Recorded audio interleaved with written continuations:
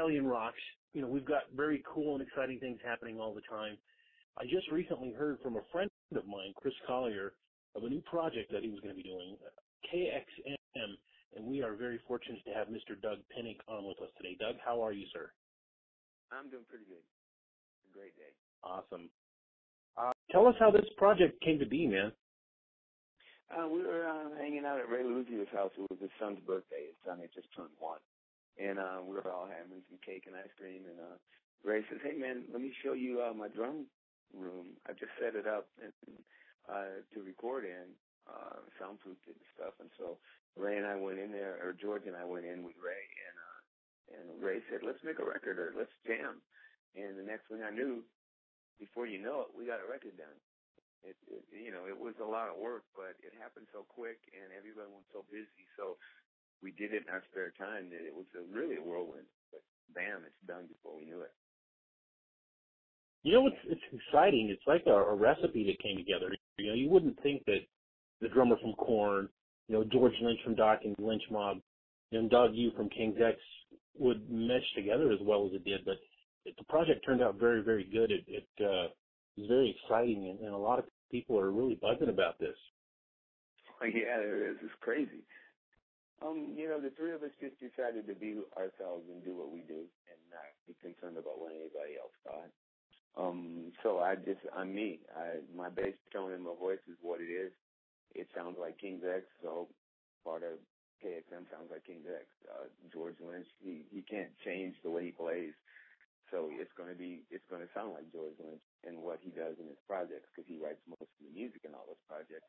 And Ray from Korn, the same thing. You know, Ray, he said basically he's gotten to do everything he hasn't been able to do, you know, on this project, basically be himself completely. So I'm really excited about it, and as a result of it, it's become a new kind of a soup, you know.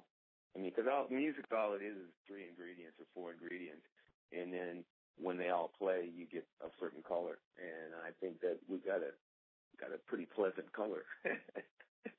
Yeah, absolutely. Or disturbing one or the other. No, I really dig it. And the songs, did you guys just jam and they came out of that, or did you guys bring elements in from, you know, individually? How did the songwriting process happen? No, the prerequisite was nobody brings anything in. Nobody tells the other person what to do.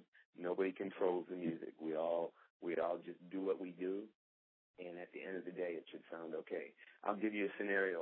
When I bought my house about 15 years ago in Texas, I wanted to fill it up with furniture, and I just didn't know what to do. So I called my sister, and I said, what do I do? And she said, go buy everything that you like, and when you get it in the house, it'll all fit.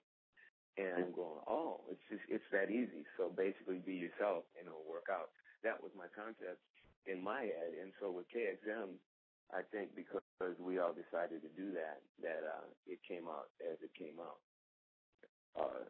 Basically 1/3 of each guy and what we do, and it's pretty dominant. You know, I mean, you can tell George a mile away, you can tell Ray a mile away, you can tell my tone, so and my voice, I guess, is what people tell me. So yeah, very, very awesome.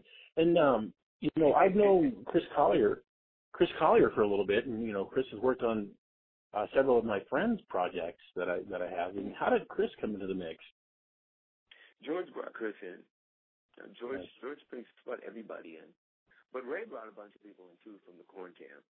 But, yeah, everybody that worked with us basically just got excited about this project and just stepped up and said, hey, man, can I be a part of it? And as a result of it, you know, we got the record, we got the video, we got the trailers, we got photos, we got everything from just labors of love. It was really, really amazing. It seemed like everything just came together really quick. And it doesn't sound like it came together really quick. It's a quality product, and you know it's very cool that happened. Do we see any future for touring? Oh yeah, we hope to. As soon as we can figure out everybody's schedules, we're going to tour. We have to.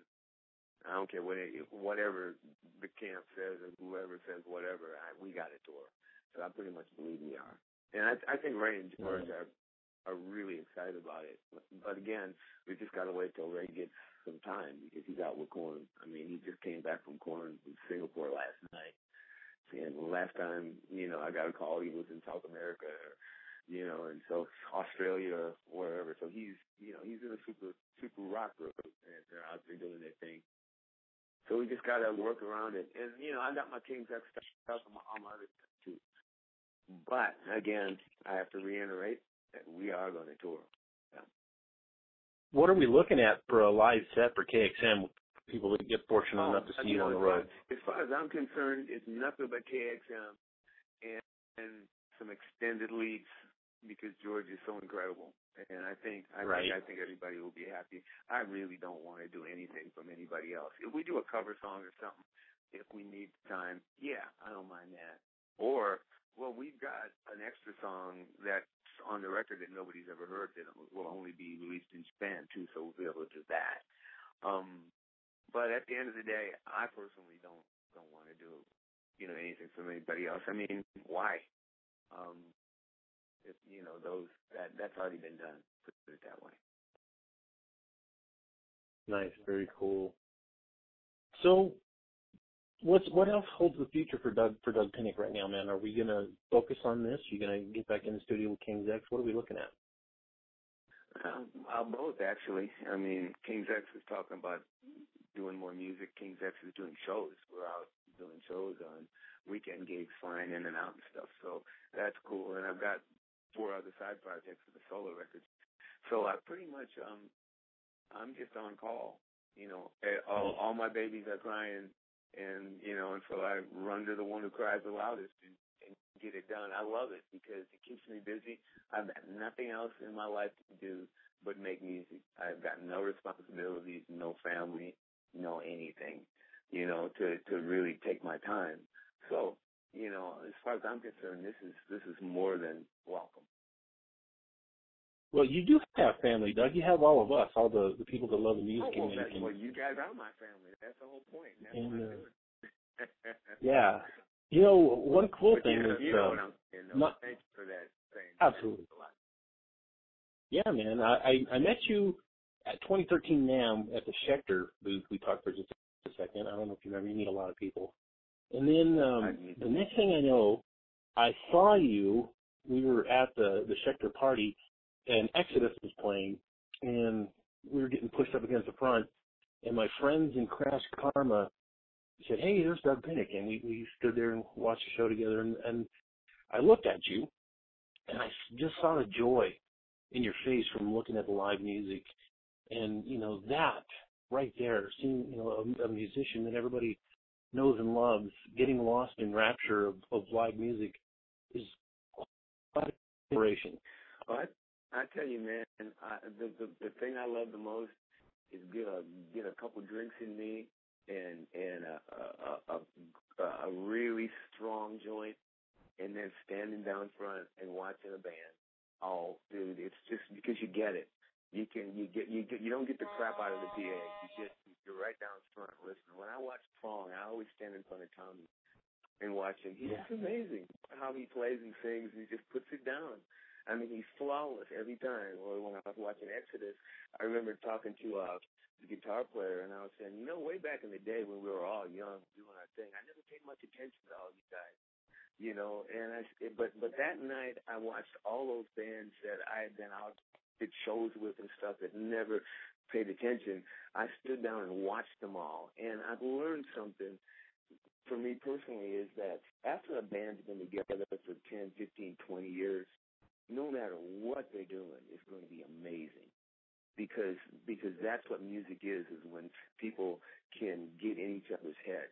I saw Offspring one time about a year ago, and I was never a big fan of the band. When I saw them live, I'm going, oh my God, no wonder they sold so many records.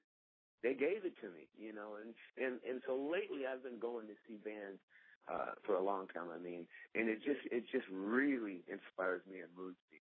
But again, I just love to watch bands. I mean, I'm the one running around watching everybody. I got to see Periphery and Animals as leaders on the boat Prog Nations that we played on, and it was just, oh God, it was just so amazing. I mean, this is the new music of today, It's all good. I just wish we could get some better sound then, you know.